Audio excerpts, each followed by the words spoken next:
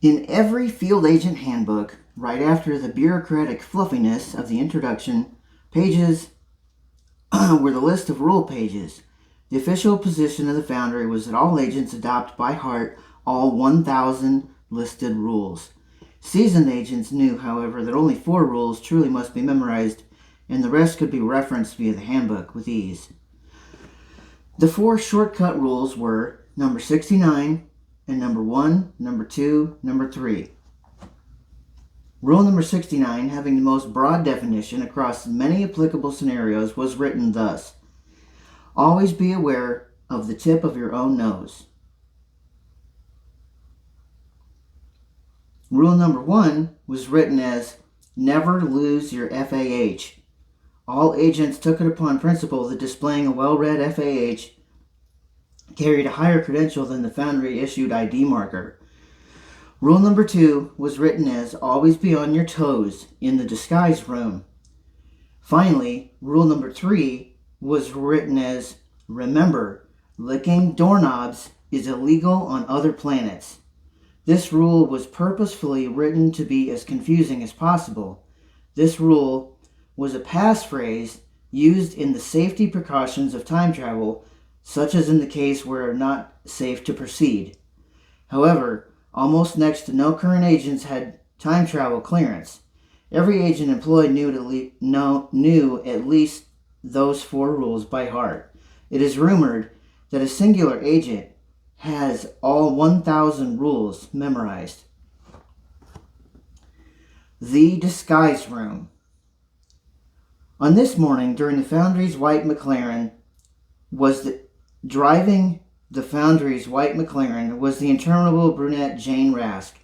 Now on the switchback road leading to the Foundry's main driveway, Jane commanded the vehicle with a graceful drift around the hairpin turn, causing the tires to launch morning dew from the road in arcs over the McLaren, creating small rainbows. At the top of the switchback road, in the 1966 Shelby GT350, Emery and Emmeline watched the white McLaren dance into the Foundry's main driveway. Covered in goosebumps, the twins made their way to the main driveway also. Emery, who was in the front passenger seat, looked over to her sister Emmeline, who was driving with her eyes closed. "Oh my God!" screamed Emily. "Please tell me you're not doing the thing." Emmeline shifted and steered rapidly, saying, "Too late. I want to catch rainbows too." Emery just then buckled her seatbelt, saying silently, "Ding, ding." Using her special skill, Emmeline drove the Shelby across the switchback road perfectly, never hitting any curbs, and when she reached the hairpin turn, the Shelby threw dew over the roof, creating perfect rainbows. At this point, Emmeline opened her eyes and stuck her body half out the open driver window and started shrieking as she reveled in the dewdrop rainbows. Dropping back into the driver's seat, Emmeline roared the engine onto the Foundry's main driveway and coming to a stop next to a black and tan marsupial boy with a long prehensile tail, a tall brunette woman with her back turned, and the white McLaren. The twins quickly got out of the Shelby and put on their backpacks and weapons. The brunette woman threw a set of keys in the air and the marsupial boy caught them with his tail, saying, "Thanks, Agent Rask." The brunette replied, "Welcome, Denji." The twins froze, whispering to each other, trying to remember what the shimmery licorice dog had told them about running into their parents. Keep it short, do not lie, do not lead. Jane Rask turned and faced the twins and the Shelby, saying, "Is that a 65 or a 66? In unison, the twins replied, 66. Jane Rask smiled and scrunched up her nose at the girls and put across to them, "Aren't you two adorable? You both look like God's own mercenaries. Where were you last night? Cape Town?" Nervously, Emery responded, "Yeah, something." "Hey, I'm Jane," said Jane, extending her hand. "What are your names?" The girls produced their ID markers from their jacket pockets and held them out to Jane like miniature shields, hoping that this was sufficient. Jane Rask read the IDs and snorted out loud, saying, "Agent M and Agent M. Agents M and M. Oh, I get it, like that candy. I gotta remember that for later. I gotta get one of those cars, too. It's nice to meet you. Hope to see you soon. The twins waved and chuckled nervously. Emmeline whispered to Emery, "Did we just affect Mom's timeline, like twice?" Emery whispered back, "Not a great start." "And what is with her hair?" The raven-haired twins shrugged at each other and made introductions with Denji, who checked into Shelby for service. Emery and Emmeline walked through the museum-like lobby of the Foundry and into reception. As both of their ID markers cleared Opal's scanner and the girls heard, "Good morning, agents," from Opal, they were slowly adjusting to the new terms of this reality. Zap, bip, snap. Having again entered the Foundry by the easiest and most ingenious means, Shadow Lucas put his hexagon pad behind the waste bin in the corner. Shadow Lucas sat at a highly lit vanity desk and began changing his appearance to that of his alter self, Lucas Green. Shadow Lucas loved the disguise room. Walking briskly through the labyrinth of corridors beyond reception, the twins talked over the Shimmery Liquors Dog's next instructions. Enter the disguise room, assume the personas of Juniper and Jennifer Fox, and meet the director of the Foundry. Opening the door to the disguise room, Emery and Emmeline noticed several agents who were either at vanities or pulling clothes off of racks. None of these agents paid the twins any mind, even though they were carrying deadly weapons on their backs. The girls got to work rummaging through the hundreds of articles of clothing and finally satisfied they shared a vanity next to an agent who was combing his hair. "Hi, I'm Lucas. You must be new," said Shadow Lucas, appearing as Lucas Green. Emery whispered to Emmeline, "We don't have bad luck. We have no luck." Emmeline responded to Shadow Lucas, "Agents M&M just got back from Cape Town. First night out."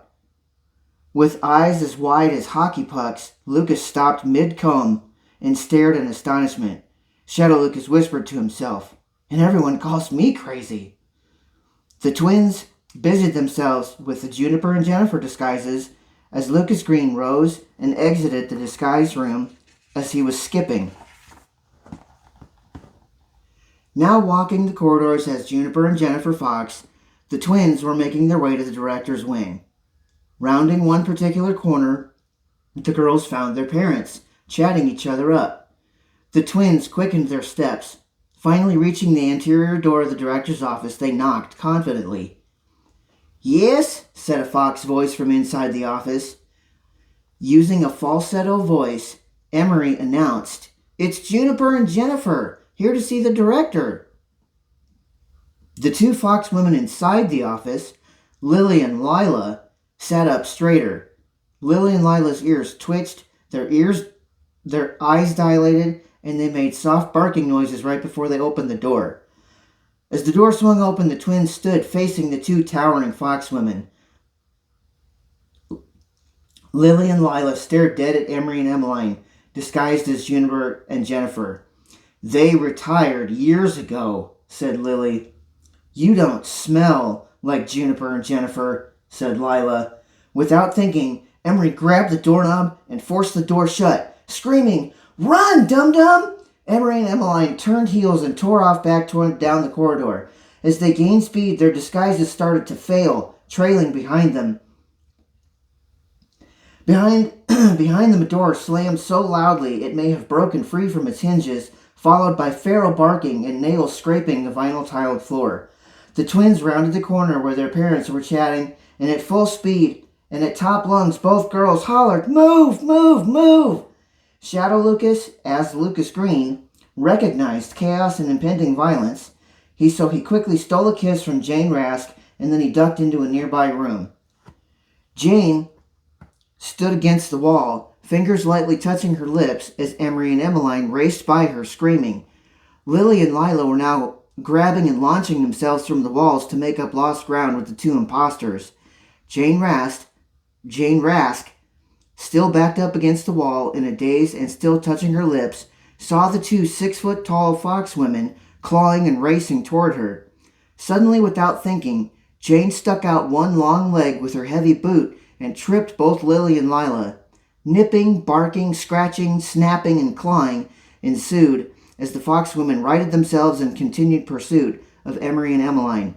The chase led on for several more minutes, until everyone was in one particular corridor that was exceptionally long. The twins' disguises had all but nearly failed, and were in rags, streaming behind them, with their weapons banging against the backs of their legs as they sprinted. Lily and Lila were barking and snapping loudly and gaining ground by climbing the walls of the corridor for traction and back to the floor. The twins could see an intersection of corridors up ahead. Both Emery and Emmeline could feel hot breath and hear jaws snapping and barking that were much too close for comfort. The twins looked sideways at each other, the pained expressions obvious on both their faces, and again pressed forward. 9 steps. 9 steps from the intersection. Lily and Lila grabbed the shredded rags from the disguises. Then Shadow Lucas, with his spiky hair and leather tailcoat, surfed sideways on the vinyl-tiled floor with his hexagon time pad, grabbing the twins by the waist, saying, "I got you." And then, zap, bip, snap. Somewhere, light years from anywhere, Felicity looked at Felix, who had then looked at Doug, who looked at Amatista, who looked at Lulia, who looked at the Mason, who completed the chain and looked back at Felicity. The Mason stuck his index finger in his mouth and, wetting it, tested for cosmic winds. Still looking at Felicity, the Mason cleared his throat and stated, "I don't know what you did, but you didn't do it right." The 4 cosmic androids flew up to the others, and Inferno spoke. "Are the young Jane units in danger?" "Not now," said the Mason. Lignius went next. "They are aware they can summon us, correct?" Yes, they are," said the Mason. Now Bijou spoke. "Do they need assistance now?" The Mason replied, "Nope, I don't think they do." Lastly, Echo spoke. "This conversation is like paying to watch a clown sitting in a bathtub being pulled upriver by 4 geese. The Mason thought about this for a long moment before saying, "Yeah, okay, that's fair." Zap, bip, snap. The Shelby and Shadow Lucas, holding Emery and Emmeline underneath each arm, appeared in a neat pile in the dirt behind a large stone building.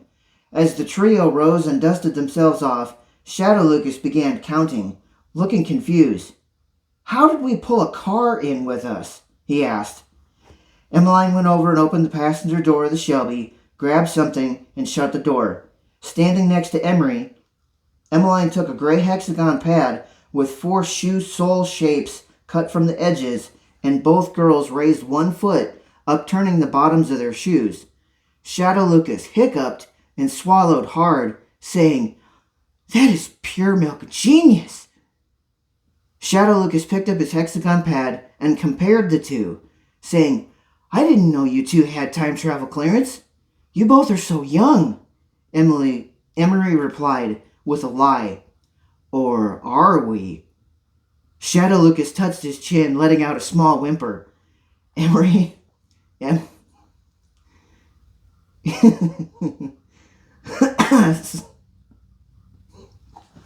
Excuse me. I don't know why I'm laughing.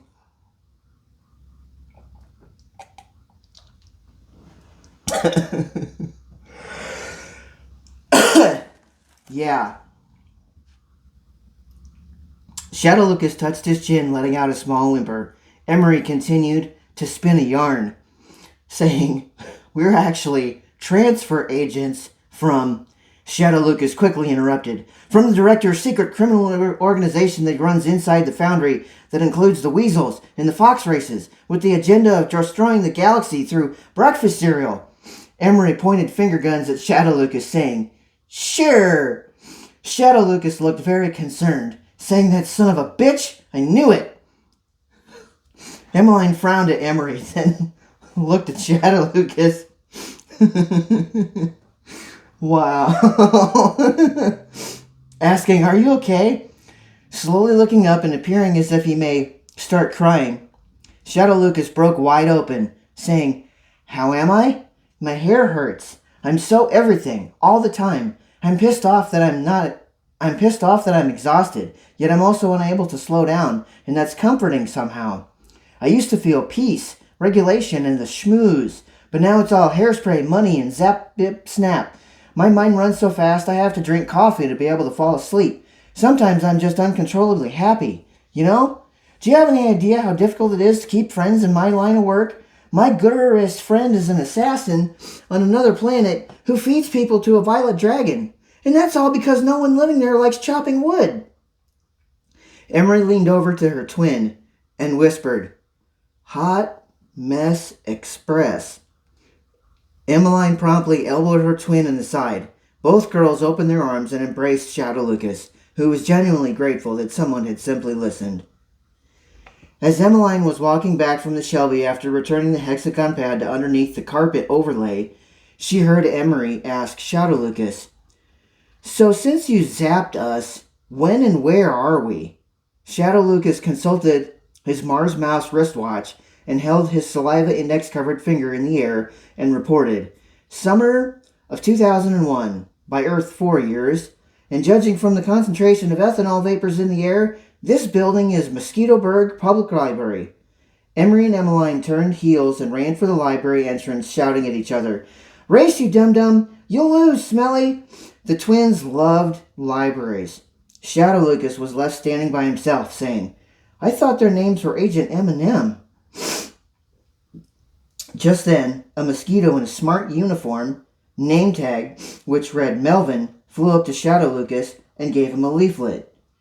Thanking the mosquito courier, he began to read and learned about the Swampwater Festival being held tonight on Old Man Maccabee's property, in concurrence with the new moon.